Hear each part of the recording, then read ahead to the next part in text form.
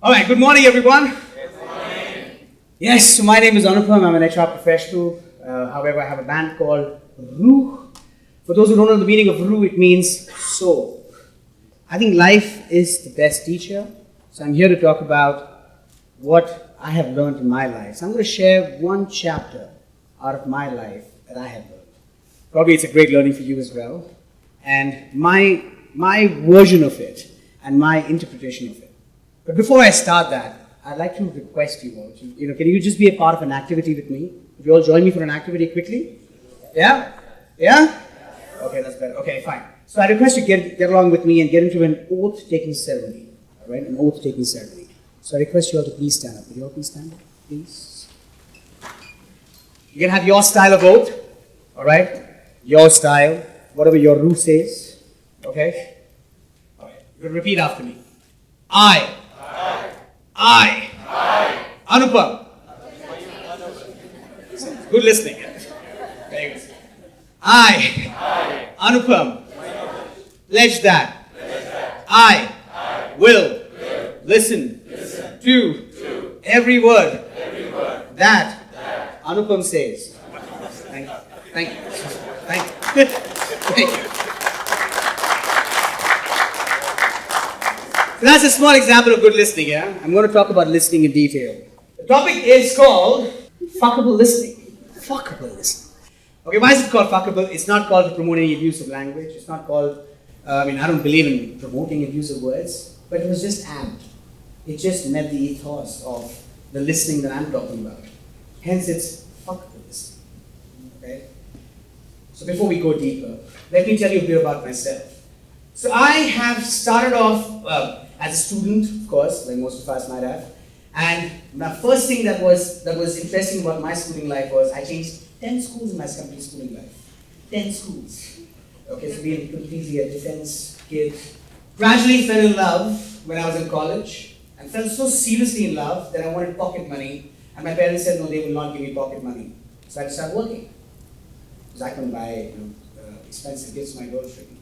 Hence, I started working as a salesperson. When I joined a telecom company and worked as a salesperson, I loved sales. I just enjoyed selling stuff to people. I got a different high about it. One day my boss comes up to me and tells me, you know what, Anupam, you're a great salesperson. However, you don't need to sell. Why don't you sit in a room, tell people how to sell? Sit in an AC room, go into a boardroom, and teach people the art of selling. What is the salary like? Better salary than a salesperson. And no targets. And that's how I became a sales trainer.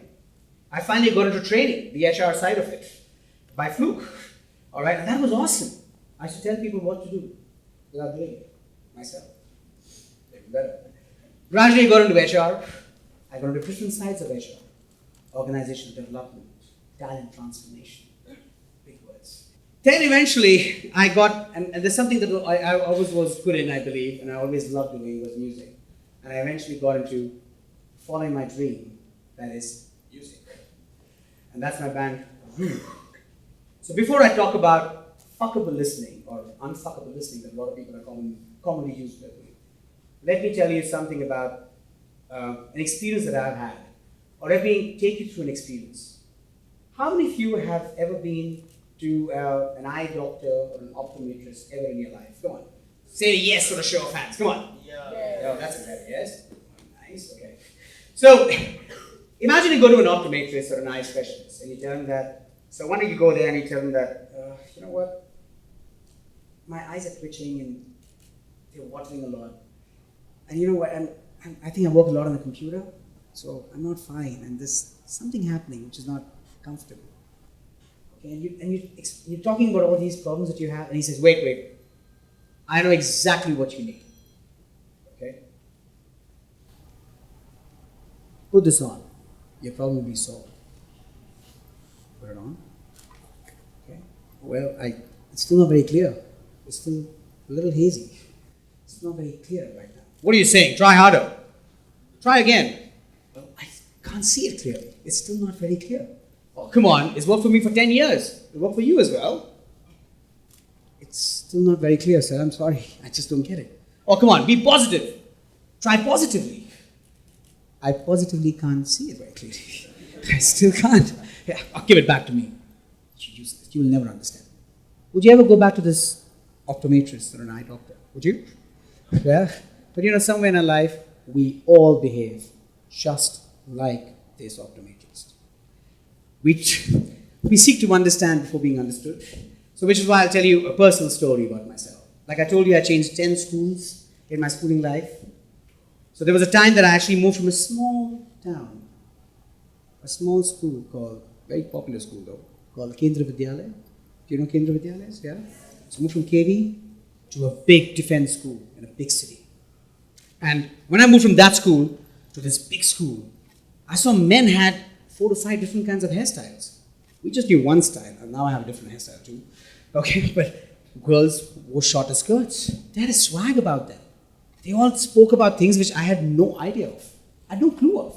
In fact, the kind of TV shows they talked about, I had never heard of them. So I felt like a complete misfit. So from a small town to a big city, a cool school, where I joined. So first day in school, I felt helpless. I felt lost. I felt like, where am I? I felt I couldn't make any friends. So I come back home, sad. My mom asks me, what happened to you, Anupam? Why aren't you fine? What's wrong with you? And I say, well, it's fine. No, it's okay. Nothing. I go back the next day to school, and it gets even more reaffirmed that I hate this school. I would never want to be in this school. So I go back home, and my mom asks me the same question. Hey, Anupam, what happened? Are you fine? Are you okay? And I say, you know what, Mom? I hate this school. Please send me back to the old school. Please. And you know what she tells me? She says that, wait, you don't like this school? This school is the best school in the city. Look at the India today. It's ranked number 3. Look at the facilities the school has. And you know what? You're on midterm admission. How tough it was for your father to get you inside the school? How can he not like this school? She calls out to my dad. He doesn't like this school and he likes that school? That old small town in the small city? How can he like that school? And what happened was at that moment, what she did was exactly what a lot of people do. Even I have done in my life. She picked up her specs, the way she sees the school. She made me wear it just like that optometrist. See it like that. I couldn't see the school. Because my question was not about credibility. My question was, I just didn't like the school because I couldn't make friends. Or I couldn't relate with people. But a lot of times in our lives, we listen unfuckably. Okay? We listen before we even try to understand the other person. Let me give you another example.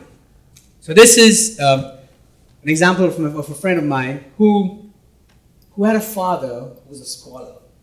And he loved reading. I think he had the coolest library in a living room that I've ever seen. Okay? And on the contrary, my friend hated reading.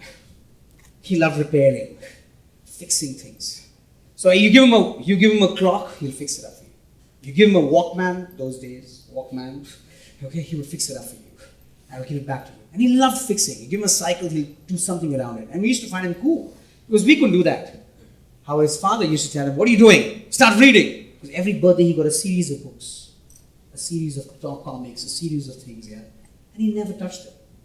And what eventually happened was, his father kept telling him, do you want to be a mechanic when you grow up? What do you want to do? Come on, do this. And gradually what happened was, he kept throwing the specs back at him, the way he looks at it. And this is what a lot of teenagers go through. A lot of people, a lot of us have gone through probably. Where we are forced to wear specs that we're not comfortable with. And eventually what happens? Your communication drops. There's a gap in communication that comes in. He started fixing things, and suddenly when he saw his father, he used to open a book. Yeah? Have you done that? Yeah? Okay? And that's what used to happen every time. You start hiding things. Trust goes down. Intimacy levels go down.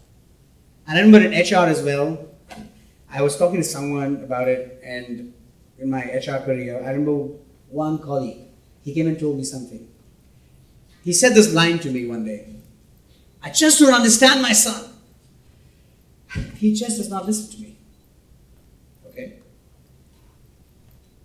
Let me ask you a question. How many of you over here are in a client-facing or a situation where you have to understand needs of someone, maybe inter-departments or into events or organizing things? Are you in any kind of role where you have to understand the needs of some person? Are you? Yes? Yeah? Alright, yeah? Okay, so let me ask you a question. When you want to understand someone, okay, you want to understand a client, who listens? Do you listen or the client listens? Who listens? Okay, so now read the statement again. I just don't understand my son. He does not listen to me. Wait, hang on a sec. He does not listen to me? You need to understand your son, right? You got to listen. He doesn't listen to me. Okay, often happens with us. And that's where I'll tell you something about fuckable listening. Fuckable listening is awesome because it's beautiful, it's unique, it's revolutionary. And this is something maybe a lot of us might have gone through. Have you ever heard a song over and over again? Have you? Yes. And you know what happens when you start listening to a song over and over again? You start listening to its new nuances. Yeah, different kind of nuances. You start listening to little riffs in the song, which you never heard the first time. Sometimes a stanza gives you a new meaning altogether. Or the singer's voice is a lot more deeper and emotional. Does that happen with you? Has it ever happened? Yeah? So that means listening is a lot dependent on how we are thinking, or what state of mind we are in, or what stresses around us are there, or what mood are we in, how romantic we are, how much in love we are, how much not in love we are. Okay? Your listening keeps changing around it because a lot of things are governed by your filters in your head. Which is why I talk about unfuckable listening is something that's so easily done. Just like that eye doctor, that optometrist. Because we don't even seek to understand, but we feel we've already understood. You're listening right now.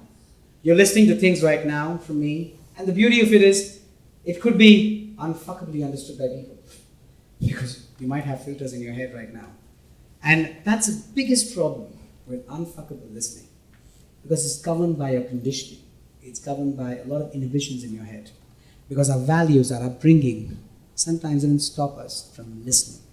A true self, a listening voice inside. Because we get scared to listen to what our heart says every time. We get scared to listen to what our ruh says every time. Because we are scared, insecure maybe. Which is why I would say, please welcome to the land of fuckable listening. Fuckable listening is beautiful. Follow your heart.